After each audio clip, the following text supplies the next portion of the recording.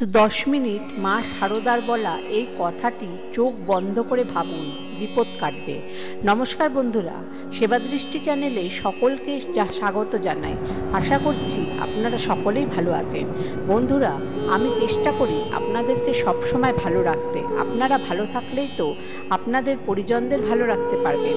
বন্ধুরা, এই চ্যানেলে আপনারা যারা নতুন তারা অবশ্যই চ্যানেলটিকে সাবস্ক্রাইব করুন এবং বেল বাটনে প্রেস করুন এরকম আরও নতুন নতুন তথ্যকথার নোটিফিকেশান পেতে। আর কথাগুলো শুনে ভালো লাগলে অবশ্যই একটা লাইক করবেন আর শেয়ার করে নেবেন আপনাদের নিকট আত্মীয় স্বজনদের মধ্যে, তারাও যাতে আমার কথাগুলো শুনে উপকৃত হয়। আর কমেন্টে জয় ঠাকুর রামকৃষ্ণদেব এবং জয় শ্রী শারদা মা লিখতে ভুলবেন না। এবার মূল পর্বে যাওয়া যাক। 10 মিনিট এমন কোন একটি কথা এক মনে ভাবলে আপনার সব দিক ভালো হতে শুরু করবে, আপনার সব বিপদ দূরে চলে যাবে, আপনার জীবন সুন্দর হয়ে উঠবে। এই প্রশ্নের উত্তর দিয়েছিলেন শারদা মা। মা শারদা দেবী কি বলেছিলেন এই জানব একটি ছোট্ট কাহিনীর মাধ্যমে। আমি আপনাদেরকে একটাই অনুরোধ করব যে আমার কথাগুলো প্রথম থেকে শেষ পর্যন্ত মন দিয়ে শুনুন, তাহলে মূল পর্বে যাওয়া যাক। শারদা মায়ের এক ভক্ত ছিলেন। তিনি অনেক চেষ্টা করা সত্ত্বেও মনোসংযোগ করতে পারছিলেন না। যখনই সে ধ্যানে বসে মনোসংযোগ করবে বলে ভাবে এবং চোখ বন্ধ করে, তখনই তার মনের মধ্যে যত উল্টো পাল্টা চিন্তা এসে ঢুকবে। এমনকি সে আগের দিন কি করেছে এবং পরের দিন সে কি করবে, সংসারের নানা রকম চিন্তা এসে তার মনোসংযোগ নষ্ট করে দিচ্ছে। তিনি ধ্যানে মন দিতে নিজেকে শুদ্ধ করতে পারছে না। সেই ভক্ত বললেন, এ তো মহা মুশকিলে পড়া গেল। কিছুতেই ভগবানের দিকে মন দিতে পারছি না এবং ধ্যানেও কিছুতে মন বসছে না। তিনি ভাবলেন, এভাবে চলতে থাকলে তো ঠাকুরের আরাধনা করব কিভাবে? না, আমার একটা সমাধান করতেই হবে। ভক্ত বললেন, একমাত্র শারদা মাই পারবে আমাকে এই সমস্যা থেকে মুক্তি দিতে। তখন তিনি মায়ের আশ্রমে গিয়ে মা শারদা দেবীর সঙ্গে দেখা করেন। মা তখন সবে মাত্র ধ্যানের থেকে উঠে বসেছে। তখন মাকে দেখে ভক্ত বলেন, মা, আমার বড় বিপদ, উদ্ধার করো। এই কথা শুনে তখন মা জিজ্ঞাসা করেন, কি এমন বিপদ হয়েছে? তখন ভক্ত বলেন, মা গো, প্রতিদিন ধ্যান করতে বসি, কিন্তু যখন ধ্যান করতে বসি ধ্যানে মন দিতে পারি না। তখনই পৃথিবীর যত সব চিন্তা ওই মুহূর্তেই এসে ভিড় করে। মন তো কোনোভাবেই সংযোগ করতে পারছি না। এইভাবে চলতে থাকলে ঠাকুরের চিন্তায় মনস্থির করব কি করে? কিভাবে? মা গো, তুমি বলে দাও। মা, এর উপায় কি হবে? তুমি বলে দাও মা গো, এর থেকে আমি কিভাবে মুক্তি পাব? মা তার মুখে এই কথা শুনে তিনি বললেন, আচ্ছা। ভক্তকে মা জিজ্ঞাসা করে, যখন তোমার মনে এইসব চিন্তা আসে তারপরে কি তুমি ধ্যান ছেড়ে উঠে যাও, নাকি বেশ কিছুক্ষণ ধ্যান করার চেষ্টা করো?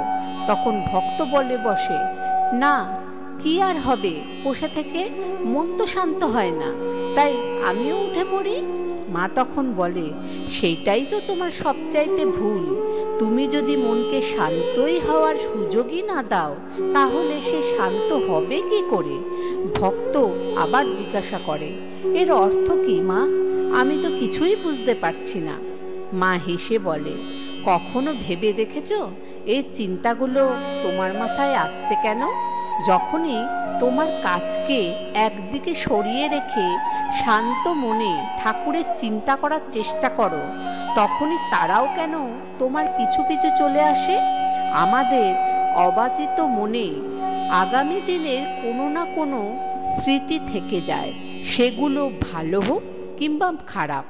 আবার এই অবাচিত মনে আগামী দিনের পরিকল্পনা নিয়েও ব্যতিব্যস্ত হয়ে ওঠে। আমরা সারা দিন কোনো না কোনো কাজে ব্যস্ত থাকি, আমাদের মনও সে কাজে মনোনিবেশ করে, তাই আমরা সেই সময় ওই কথাগুলো ভাবি না। বলা ভালো, আমরা কাজে ব্যস্ত থাকায় ওই ভাবনাগুলো আমাদের মনে আসতে পারে না।